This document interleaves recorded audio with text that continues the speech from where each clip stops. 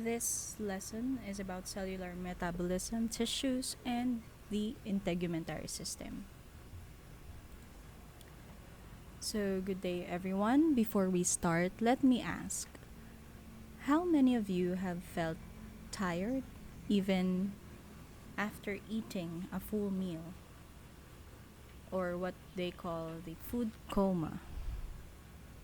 Or perhaps wondered why some people gain weight more easily than others, even though they have something in common with their diet?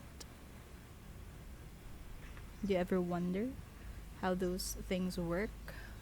Today, we'll explore these questions as we dive into metabolism, tissues, and the skin, learning how these systems play a crucial role in keeping us healthy and active. Metabolism. So, we will understand anabolism, catabolism, and how enzymes power these reactions. So for tissues, we will classify tissues and understand their specific roles. And for the skin, we will learn the structure and functions of the integumentary system. So even office professionals must stay healthy to meet their responsibilities, and understanding these systems helps us take better care of ourselves. In cellular metabolism, how do we define the word metabolism? Metabolism is the sum of all chemical reactions in the body that sustain life. It has two major components, as we had mentioned earlier, the anabolism and the catabolism. Wherein the anabolism is the building up of molecules, such as creating proteins for muscle growth, while catabolism is the opposite of that, which is the breaking down of the molecules. Like, for example, when we eat food, the process by which we are digesting the food into glucose for the consumption of our body as energy, that is catabolism. So think of metabolism like a factory. So anabolism helps build products, like for example assembling cars, etc., etc., while ang catabolism breaks down raw materials to make energy, like for example recycling old parts.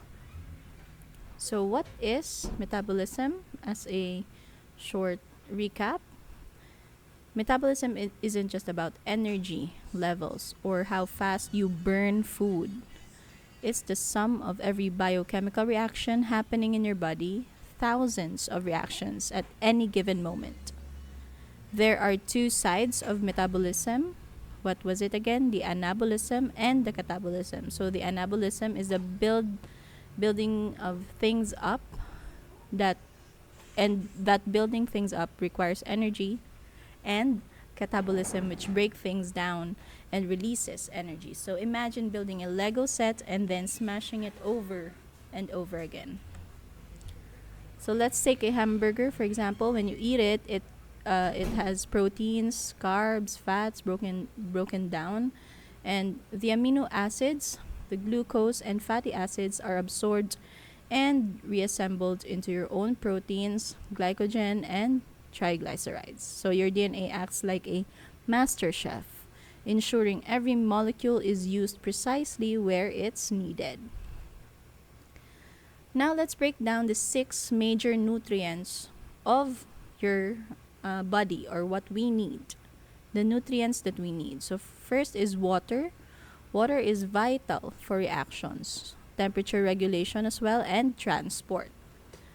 For vitamins, it helps enzymes function. So for example, vitamin C aids iron absorption, while vitamin K helps blood clot. For minerals, it supports structure and function. Calcium, for example, it strengthens bones, while sodium and potassium regulate nerve signals.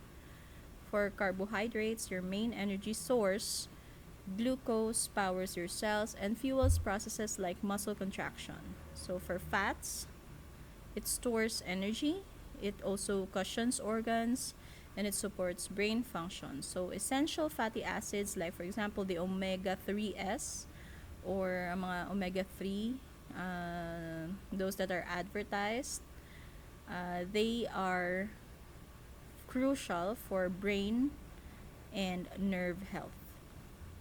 For proteins, these are the workhorses of your body. They form muscles, enzymes, and they transport molecules like hemoglobin.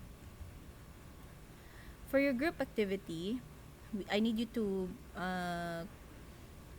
have 6 groups per section, and each group will research one nutrient. So group 1 will research about water, group 2 will be vitamins, etc., etc. President, please facilitate.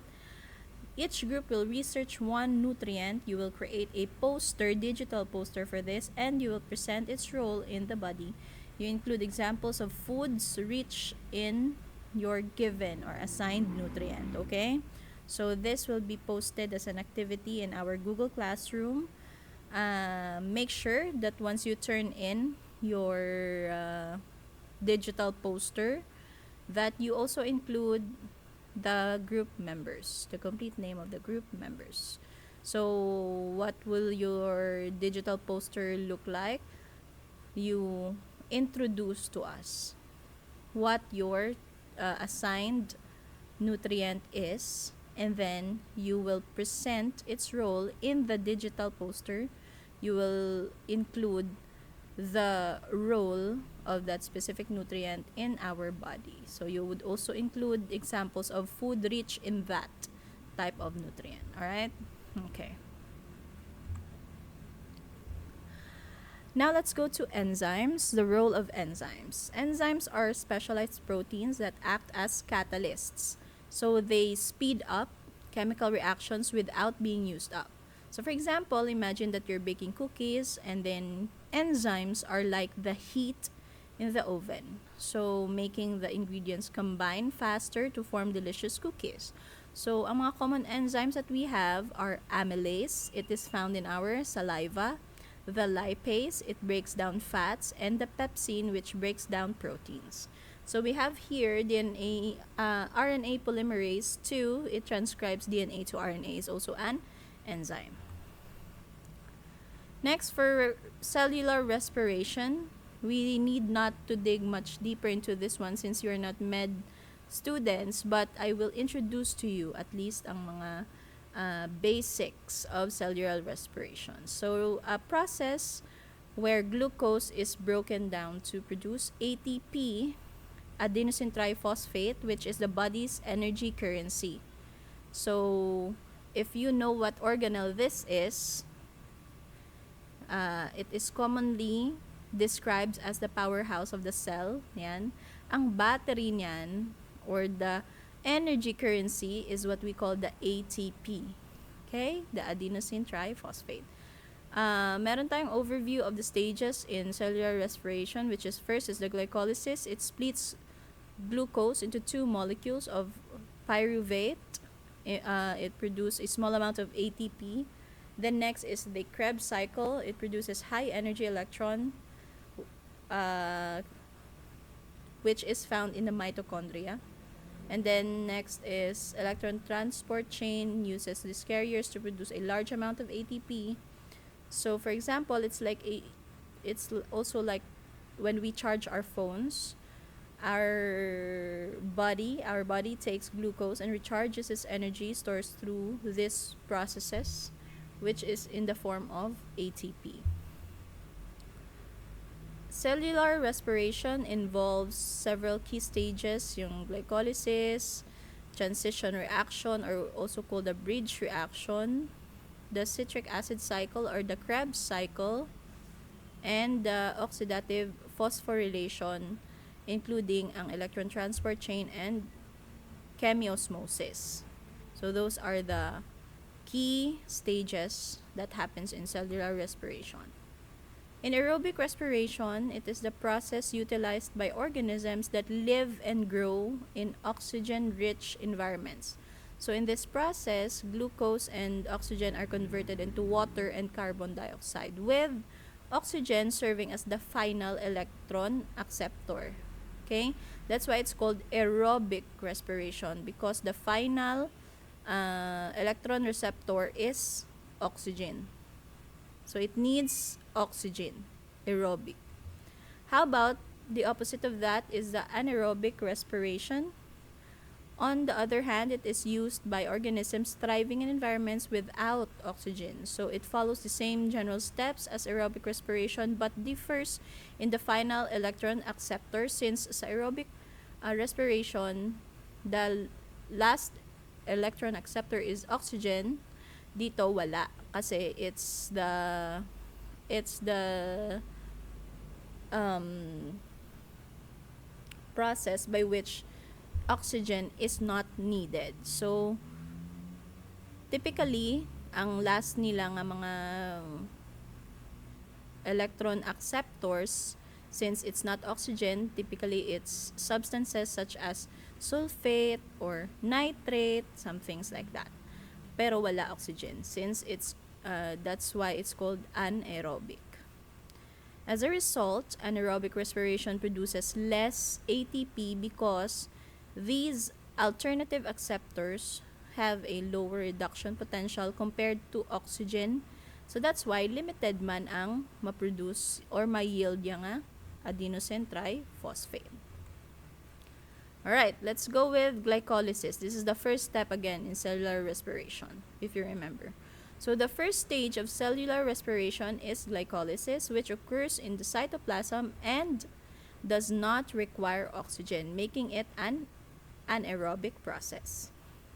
So ang input phases niya, need niya ang 1 molecule of glucose, 2 NAD plus molecules which are electron carriers, and ang iyang mga phases are energy investment phase, wherein glucose is split into 2 3-carbon molecules called glyceraldehyde, 3-phosphate or the G3P, and wherein this process requires energy from 2 ATP molecules. May needed sa nga 2 ATP molecules, and then ang iyang energy payoff or ang balik, ang duwa ka G3P molecules that were oxidized to form 2 pyruvate molecules, and then during oxidation, dalawang NAD plus molecules, they are reduced to 2 NADH molecules. Hindi na sila NAD plus. They have been reduced to 2 NADH molecules and 4 ka ATP molecules are generated. So, sang gin-invest nila ang isa ka molecule sang glucose, 2 ka NAD plus molecules, and 2 ka ATP, nag-yield sila or ang balik are 2 NADH molecules and 4 ka ATP molecules. So, pila ang net output nga ATP? The net output ATP, you may think is 4, ma'am, 4 ang balik. No. Kay first and foremost, nag-invest ka sang 2 ATP molecules in the beginning of this glycolysis. So, ang imo nga net output are 2 pyruvate molecules which came from the 2 molecules of glucose, and the 2 NAD plus molecules naging NADH molecules na siya, and then ang imo nga 2 ATP molecules nabalikan siya sang 4 ATP molecules. So since nag-invest ka sang 2 ATP molecules in the beginning, ang imong nga net output for that is 2 ATP molecules. So this is after subtracting the 2 ATP used during the energy investment phase. The pyruvate molecules produced to the ma-proceed ni sila sa transition reaction, which is the second stage, while the NADH molecules move to the electron transport chain. So, ang ma-proceed is ang pyruvate molecules. Diri siya makadto sa transition reaction.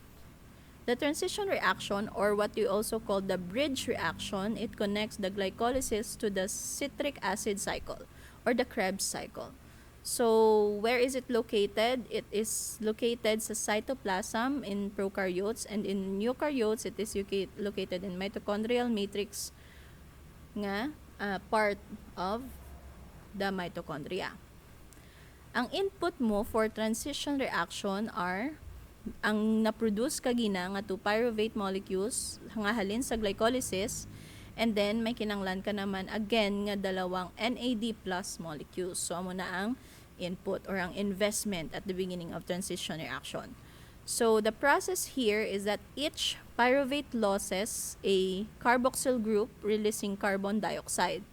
The remaining 2 carbon group called acetyl, it binds to the coenzyme A to form acetyl-CoA. During this process, ang duwa ka NAD plus molecules that were produced or that were reduced sa, di ba naging 2 NADH na siya nga molecules, amuman ni ang matabo sa transition reaction, just like what happened sa glycolysis earlier. So, ang net output mo day for transition reaction or the bridge reaction is na may duwa ka naka acetyl-CoA molecules nga halin siya sa remaining 2 carbon group nga acetyl, naging acetyl-CoA na siya. And then, may duwa kaliwat ka NADH molecules that were from 2 NAD plus siya before. And then, ang duwa mo ka carbon dioxide molecules since nga na diri na siya halin sa pyruvate nga nag-lose sang carboxyl group. And then, note that even though nagbutang ka sang 2 ATP sa transition reaction, wala ka sang may makuha or may return. No ATP is generated during the transition reaction. Ano ang imong input? 2 pyruvate molecules from glycolysis and then 2 NAD plus molecules. Again, ang pyruvate group nga gin-invest mo, nag-lose sila sang carboxyl group, so that's why nga may duwa ka carbon dioxide molecules sa imong net output. And then, ang imong remaining 2 carbon group nga ginatawag nga acetyl, nag-bind sila sa coenzyme A. That's why it's called now the acetyl-CoA. So, since may duwa kita ka carboxyl group, duwa man ka acetyl-CoA ang na-produce natin sa net output.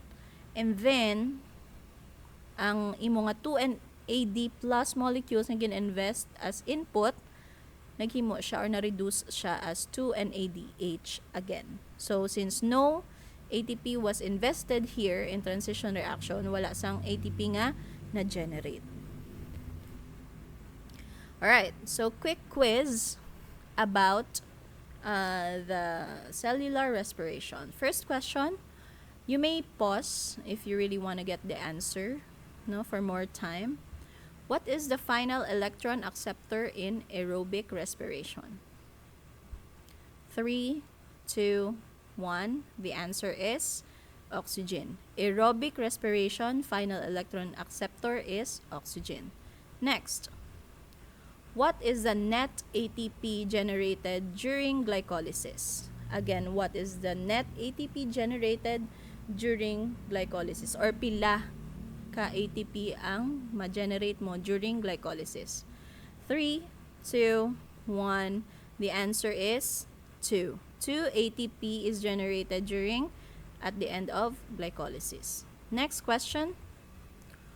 What is the net ATP generated during the transition reaction or the bridge reaction? How many net ATP is generated during the transition reaction? 3, 2, 1. The answer is 0. No ATP is generated during transition or bridge reaction. Next, what product of glycolysis becomes an input for the transition reaction? Ano nga product halin sa glycolysis ang gindalata sa transition reaction? 3, 2, 1. What is the answer? The pyruvate. If you remember, ang pyruvate nakuhaan sang carboxyl group na gintawag siya nga acetyl, and then nagproduce siya sang carbon dioxide. And then this acetyl nga naghalin sa pyruvate group mo is nagbind siya sa coenzyme A, so that's why gintawag siya nga gintawag sa nga acetyl-CoA. So yon. And last question, where does glycolysis occur in the cell? Where does glycolysis occur in the cell? The answer is 3, 2, 1, the cytoplasm. The cytoplasm. All right. So that's it. That's why I said hindi ta kinang padalman gid ang cellular respiration, since you're not necessarily you don't necessarily need to because you're non-med students, but at least somehow may idea ta about it. Alright, so for the concept mapping here, you are going to work in pairs naman. We had our first activity earlier nga you will have group you'll have a 6 group, or you divided the class into 6. Subong naman niya, you will work in pairs. So you work in pairs and create a concept map showing how carbohydrates, lipids, and proteins enter metabolic pathways. So you highlight also where ATP is produced. Technically, we've already talked about this, pero ibutang nilang siya sa concept map. Alright, so if you don't know how to do it, the internet is a wide place for you to explore how to answer this concept map. So you are free to use any tools that you might think you might need. It's fine by me as long as you can produce something that is understandable for the end user of your concept map. Alright, let's proceed. Alright, so next is the tissues. There are 4 major tissue types. First is the epithelial tissue. It covers and lines surfaces. So example is the skin, the lining of the digestive tract. So anything that covers and lines the surfaces, whether it be outside your body or inside your body. And of course, the function of this is for protection, secretion, and absorption. Next is the connective tissue. It supports and binds other tissue. So for example, bone, cartilage, also blood. Blood is a connective tissue. So ang function is for structural support, transportation, that's why you had there the blood, because it transports substances. Next is the muscle tissue. It is responsible for movement. So for example is the skeletal muscle for voluntary movement. Yan. Ang function of course is contraction and generating force. And lastly, nervous tissue. Nervous tissue, it's communication through electrical signals. So for example, the brain, the spinal cord, and ang function is to control and coordination of body functions, since they're the ones that signal specific reflexes, or whether it be let's say motor and non-motor movements. Yan. Nervous tissue. For the last, which this one is individual activity, you're going to have your second plate na siya. Since the first plate was the cell, this one is the tissue. So those 4 tissues that were discussed earlier, you're going to make a plate out of it. So just one short bond paper wherein you are going to divide that into 4, since meron tayong 4 na tissue classification, and then you just simply illustrate the tissue types and then label mo lang kung ano na siya nga type of tissue. Okay? That's it. Let's proceed quickly with the integumentary system. What we have here is the layers of the skin. As you can see there, the epidermis. It is the outer layer made of keratinized cells. Its function, of course, is it protects against water loss, UV radiation, and pathogens. So, fun fact, guys, ang epidermis nato nag-regenerate siya every 28 days. So, roughly a month. So, do whatever you'd want with that information. Basta mo na. Our epidermis regenerates every 28 days. Alright, next. The lower portion naman, which is the dermis, nasa baba lang ng epidermis. Dermis contains connective tissues, blood vessels, hair follicles, and glands. And anong yung function? It provides nutrients, sensation, and thermoregulation. So, for example, the dermis is like the support staff. It keeps everything running smoothly. Yan. And of course, the pinakababa is the subcutaneous tissue or the hypodermis. Hypodermis is the fatty layer beneath the dermis, and of course, its function is insulation. It insulates the body and it cushions the internal organs. So that's a quick overview of the integumentary system kasi it's the largest system in the human body. It has the largest organ, the widest organ, no, which is the skin.